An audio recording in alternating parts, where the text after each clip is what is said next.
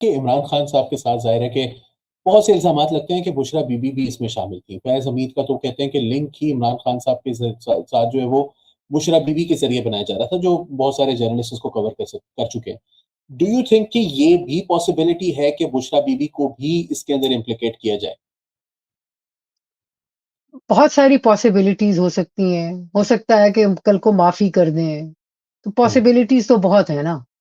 हुँ, सो उन पॉसिबिलिटीज़ की जिसमें हम कोई गॉसिप करें और कहें कि भई ये होगा, वो नहीं होगा, तो मैं समझती हूँ कि देखें अगला स्टेप क्या है। मई 9 के हवाले से जो जजमेंट है वो कब आएगी।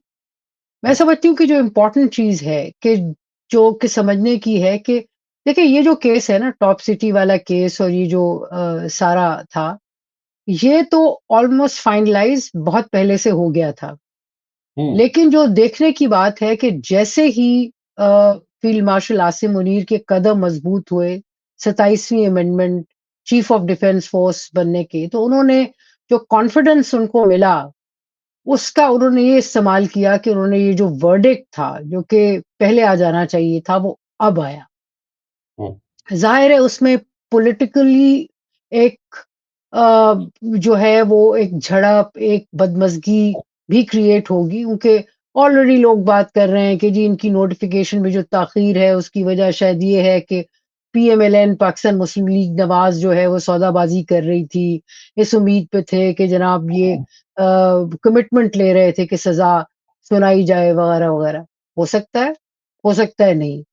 लेकिन एक बात पक्की है कि जो पॉलिटिकल जो बदमज़गी है वो ज़्यादा बढ़ेगी मुख्तलिफ प्लेयर्स के दरमियान पीटीआई वर्सेस पीएमएलएन हुँ, अ, इवन पीपीपी और उसके साथ ही जो जनरल साहब हैं, फील्ड मार्शल साहब हैं, वो निहायत मज़बूत हुए हैं और उसमें उन्होंने जो अपना इंस्टीट्यूशन है उसको काबू करके उन्होंने ये फैसला जो है वो उसको अब वर्डिक्ट आया है और एक बात ज़रूरी ये भी है कि अब ये सुप्रीम कोर्ट वग़ैरह में चैलेंज नहीं होगा क्योंकि सुप्रीम कोर्ट पहले ही एक ये और पार्लियामेंट ये एक डिसाइड कर हुँ, चुकी है कि मिलिट्री केसेस जो हैं वो सुप्रीम कोर्ट के पास नहीं जाएँगे।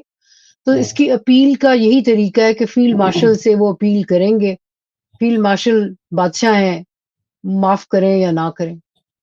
अच्छा ये आसिम मुनीर वाला मैं आखिर में आपसे क्वेश्चन करूँगा। मुझे एक सवाल पहले ये ज़रा थोड़ा-सा सुबह से जो एक चीज़ चल रही है, कि आखिर जनरल बाजवा को क्यों जो है वो मुकम्मल छूट हासिल है? और माज़ी में भी और बहुत से आर्मी चीफ भी रहे हैं, बल्कि जो आईएसआई के जो सीनियर अफ़सरान हैं, जिनमें शायद कुछ अरसे के लिए ये आपके आसिम मुनीर साहब भी शामिल थे।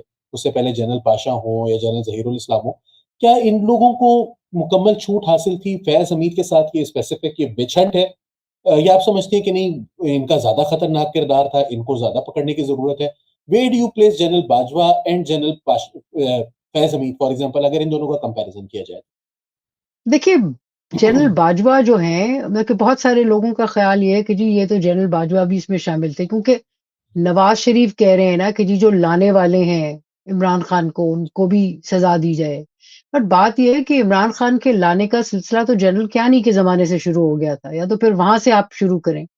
और इसीलिए मैं कह रही हूँ कि ये जो सज़ा है इसमें कोई मियाँ नवाज़ शरीफ की तड़ियाँ-तुड़ियाँ शामिल नहीं है या इनकी कोई हिम्मत हौसला नहीं है, ये आसिम मुनीर साहब ने खुद ही काम कर दिखाया। हुँ, दूसरा ये कि देखिए बाजवा साहब का तो एक फ्रिक्शन आ गई थी ना फैज़ हमीद के साथ। हुँ, पहले फ़ेज़ में 2018 का इलेक्शन वो तो मैनिपुलेट हुआ, लेके आए इनको, वहाँ तक ठीक है। लेकिन उसके बाद आपको भी याद होगा अली के झगड़ा हो गया था। जी, बाजवा एज़ आर्मी चीफ फैज़ हमीद को पोस्ट आउट करना चाह रहे थे आईएसआई से कोर कमांडर पेशावर। यस। इसलिए नहीं कि उनको कुछ सज़ा दे रहे थे, इसलिए कि उनकी मुद्दत मुलाज़मत आईएसआई में पूरी हो गई थी, उनका टेन्योर और to be considered for the position of army chief in future, Faiz Hamid sahab को एक कोर कमांड करनी थी।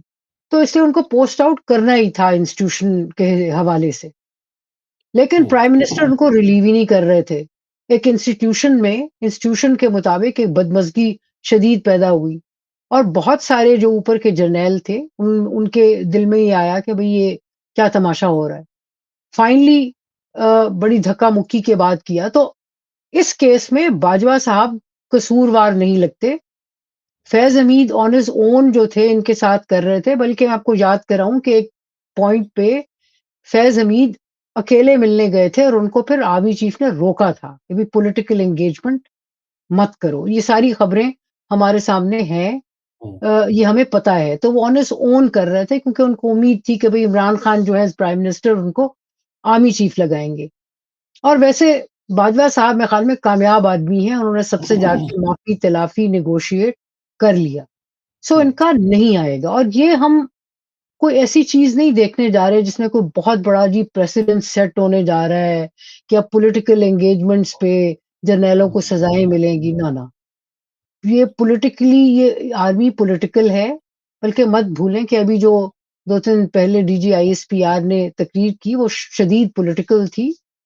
ये एक स्पेसिफिक केस है जिसमें जो करंट आर्मी चीफ और चीफ ऑफ डिफेंस फोर्स हैं, वो इसको पर्सनली लेते हैं और समझते हैं कि इंस्टीट्यूशन को ताकतवर करने के लिए ये सज़ा सुनानी ज़रूरी है, तो इसलिए सज़ा सुनाई गई है। अच्छा लेकिन ये इससे मामला आगे नहीं बढ़ेगा। ये सज़ा में before I come to the last question, Sahir Shamshad Mirza के बारे में कहा जाता है वो बहुत क्लोज़ थे। क्या आर्मी चीफ जो हैं वो ये हो सकता है कि वो प्रोटेक्ट कर रहे हो विद इन द इंस्टीट्यूशन? या आपको लगता है कि नहीं वो बहुत पावरफुल होता है आर्मी चीफ, वो अगर चाहे तो वो तब भी कर सकता था?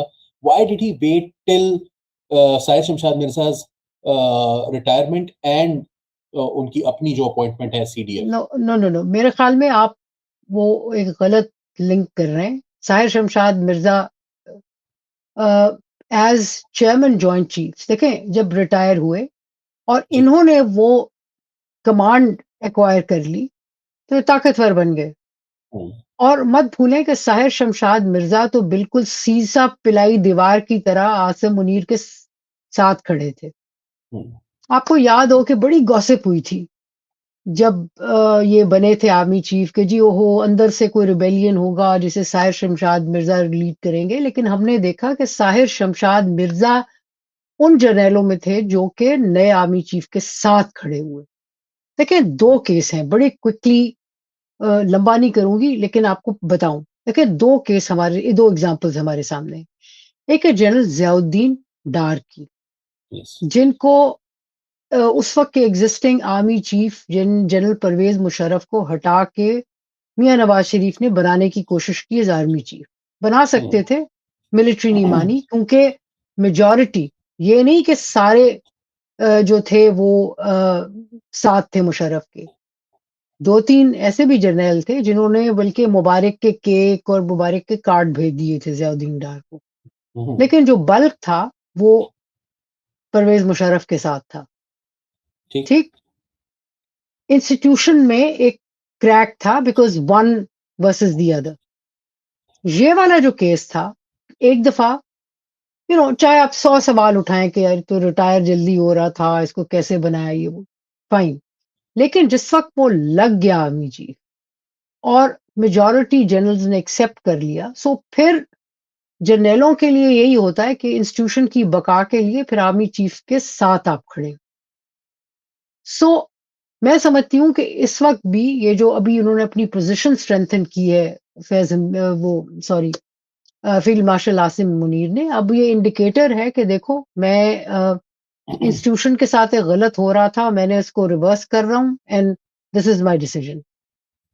अ, बिल्कुल। अब देखना ये है कि इतनी मज़बूती के बाद जब वो इंस्टीट्यूशन में देखिए, याद करें 2016 में करप्शन चार्जेस पे एक लेफ्टिनेंट जनरल और एक मेजर जनरल को सज़ा सुनाई थी राहील शरीफ राइट सही जब कहा। थे।